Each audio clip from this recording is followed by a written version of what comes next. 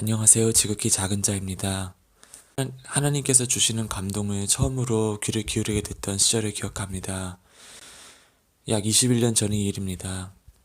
육신의 아버지가 하나님 곁으로 가고, 그리고 제 곁에는 홀어머니와 동생들이 있었습니다. 그 중에 한 동생은 아주 나이가 어렸습니다.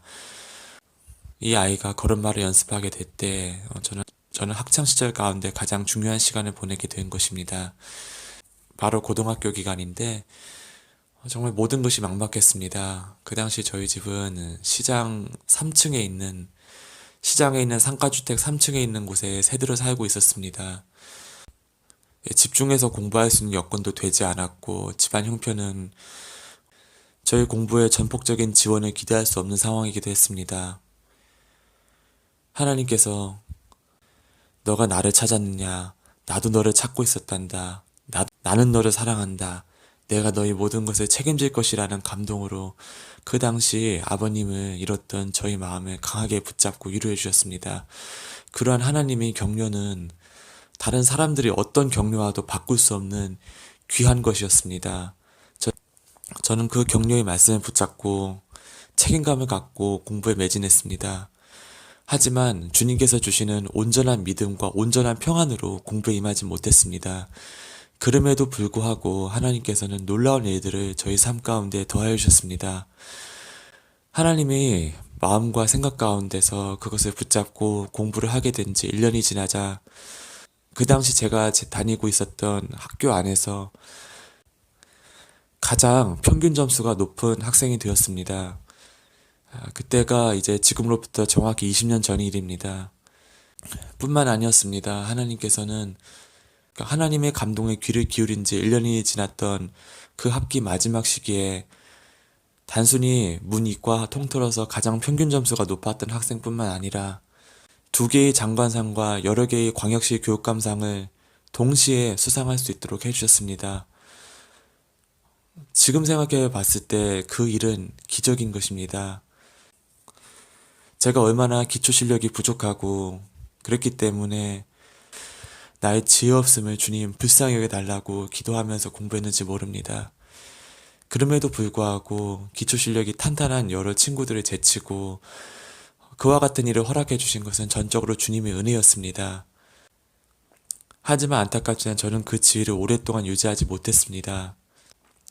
막상 그런 성취를 경험하고 나니 내가 어떻게 해야 이런 성취를 계속 유지할 수 있을 것인가라는 생각이 들었습니다. 그것은 잘못된 생각이었습니다.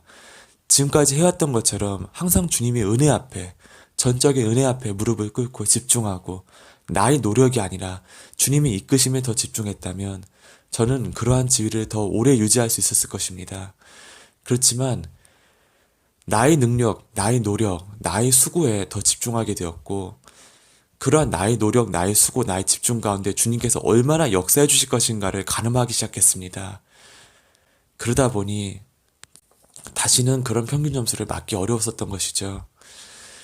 저는 이 일을 마음속 깊이 귀한 교훈으로 여기고 있습니다. 내가 하나님을 온전히 바라보고 온전히 집중했을 때는 하나님께서 내가 생각하지도 못한 나의 능력에 훨씬 넘어선 것까지도 나에게 주어주실 수 있지만 내가 나의 어떠함, 나의 능력, 나의 수고, 나의 달란트를 가늠해보고 나의 노력 가운데 주님의 뜻을 이루고자 했을 적에는 그러한 주님의 은혜와 호의가 훨씬 반감되더라는 것을 느낄 수 있었던 것이죠.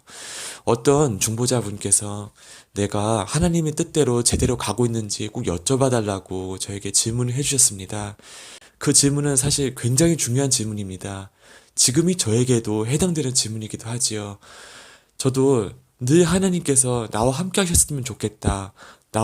나를 늘 보호해 주셨으면 좋겠다는 그런 절실함이 늘 저를 사로잡곤 합니다. 그런데 내가 그 절실함에 사로잡히는 것만큼이나 어쩌면 나는 주님의 은혜가 아닌 나의 어떠함, 나의 능력, 나의 수고 등에 귀를 기울이고 있는 것인지도 모릅니다. 그렇게 하였을 때 주님의 온전한 은혜와 주님의 온전한 사랑이 주님께서 나에게 주고자 하는 것 그 100%가 나의 삶에 온전히 임하지 않을 수 있다는 것이지요. 주님께서는 이와 같은 감동을 주셨습니다. 아마도 그 중보 기도자분일 것입니다. 그분께서 이제 주님을 보좌에 앉으신 예수님을 우러러보고 있는데 예수님께서 그분을 향해 오른손을 내밀고 계시는 것입니다. 보좌에서 내려오시면서 이제 그분의 손을 잡아주기 위해서 내려오고 계시는 것입니다. 근데 그 상황 가운데 그분과 예수님 왼편과 오른편에 있던 여러 가지 것들이 있던 것입니다. 그것은 어떤 상징처럼 보였는데 그분이 지금까지 삶을 걸어오면서 경험하였던 여러 말하자면은 주님이 아닌 것들, 주님이 아니지만 내가 귀하게 생각했던 것들이 주님께서 그분의 삶 가운데 걸어 내려오심으로 인해서 저절로 마치 왕의 곁을 비키는 신하들처럼 그분과 예수님 곁에서 왼편과 오른편으로 멀어지는 모습을 보게 되었던 것입니다. 그렇습니다. 이것은 그 중보 기도자분뿐만 아니라 저와 그리고 여러분에게도 해당되는 것입니다. 우리가 우리 어떠함, 우리 수고, 우리 노력에 집중하는 것이 아닙니다. 그 예수님을 사랑함으로 인해서 자연스럽게 나오는 어떤 사랑의 표현에 불과할 뿐이지 그것이 우리가 주님 앞에 드리는 공력, 노력, 무슨 공든 탑 이런 존재가 되어서는 안 되는 것입니다. 그렇게 매일매일 주님에게 집중할 때 주님께서 우리에게 주어주시는 것은 놀라운 영광과 놀라운 회복이고 놀라운 상급인 줄을 믿습니다. 하나님께서는 아브라함에게 이와 같이 말씀하셨던 것입니다. 나는 너희 큰 상급이다. 나는 너희 큰 기업이다 라고요. 하나님께서 얼마나 자기 자신을 여러분에게 주고 싶어 하셨는지 아십니까? 그분은 그분 자신의 십자가 못 박힘까지도 여러분에게 내어주고 싶어 하시는 것입니다. 그런 주님을 위해서 우리가 우리 자신을 내어드린다면 그분은 얼마나 기뻐하시고 얼마나 좋아하실까요?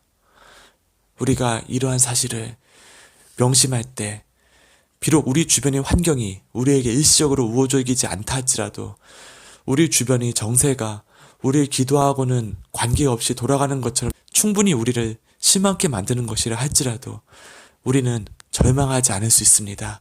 우리는 온전히 기뻐할 수 있습니다. 오늘 이 새벽도 이와 같은 감동 가운데서 여러분들이 주님 앞에 나아갈 때 여러분이 주님을 위해서 했던 모든 마음과 생각들 그리고 행동들을 주님께서 나도 안단다라고 위로해 주실 것입니다. 주님께서 나도 그때 너희와 함께 있었다고 말씀해 주실 것입니다. 주님께서는 앞으로도 난 너희와 함께 있을 것이라고 말씀해 주실 것입니다. 그러한 말씀 가운데 우리는 주님께서 우리 환난과 고통 가운데서도 우리 손을 절대로 놓지 않으시고 반드시 우리를 안전한 곳에 건져주실 것을 믿게 되는 것입니다. 오늘 이와 같은 믿음이 저와 여러분의 삶을 온전히 지배하기를 원합니다. 그리고 주님께서 여러분 삶 가운데 이와 같은 일을 하라고 주시는 감동들이 있을 때 그 감동에 꼭 순종하시기 바랍니다.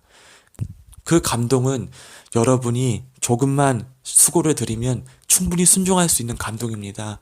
그것은 공부를 열심히 하라는 감동일 수도 있고 그것은 오늘 너희 자녀를 사랑하라는 감동일 수 있고 그것은 오늘 너가 도저히 용납되지 못했던 어떤 사람을 어떤 인격을 품고 그를 위해 중보하라는 감동일 수 있는 것입니다. 그 작은 감동에 순종하였을 적에 주님께서는 여러분의 삶에 여러분이 해결할 수 없었던 어느 영역에 반드시 해갈의 은혜, 풀어짐의 은혜를 허락하실 것을 믿습니다. 주님의 선하심을 신뢰하면서 오늘도 감사함으로 나아가겠습니다.